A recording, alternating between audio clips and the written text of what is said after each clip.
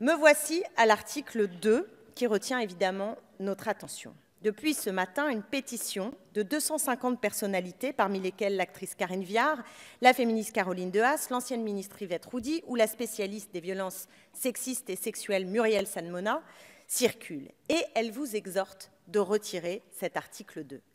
Mes chers collègues, le viol est un crime, et ce, depuis 1832 dans notre droit français. Le mouvement des femmes s'est battu pour le définir, car sinon les viols n'étaient en réalité jamais jugés aux assises, ils étaient jugés dans les tribunaux correctionnels. Grâce à la mobilisation féministe, à la mobilisation des femmes, en 1980, nous avons réussi à arracher une définition de viol. Et cette définition, elle est liée à quoi? Elle est liée à tout acte de pénétration. C'est ce qui spécifie le viol par rapport aux autres agressions sexuelles. Et c'est une définition qui, évidemment, peut être discutée parce qu'elle a une sorte de caractère, comment dire, phallocentrique un peu clair, c'est-à-dire que la sexualité est définie par la pénétration, mais elle a le mérite de donner une définition pour que le viol puisse être jugé devant les assises. Donc le viol se différencie de l'agression sexuelle et de l'atteinte sexuelle, non pas par la question du consentement, de la menace ou autre, mais par le fait qu'il y a un acte de pénétration. Avec votre article 2, vous étendez la définition des atteintes sexuelles sur mineurs aux actes de pénétration d'un majeur, un adulte, sur un mineur de moins de 15 ans. En clair, vous ouvrez la boîte de Pandore à une correctionnalisation accrue des viols sur mineurs, là où il faudrait mieux protéger les enfants victimes de viols et renforcer les jugements aux assises en cas de viol, qui plus est sur mineurs.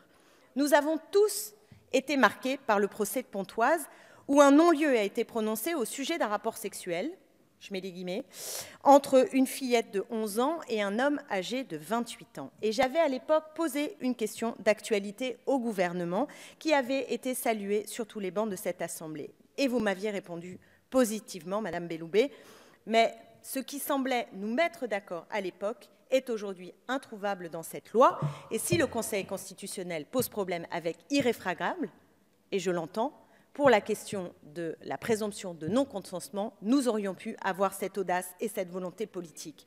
Ce cas de Pontoise, qui n'est malheureusement pas le seul, avait de quoi scandaliser et interpeller.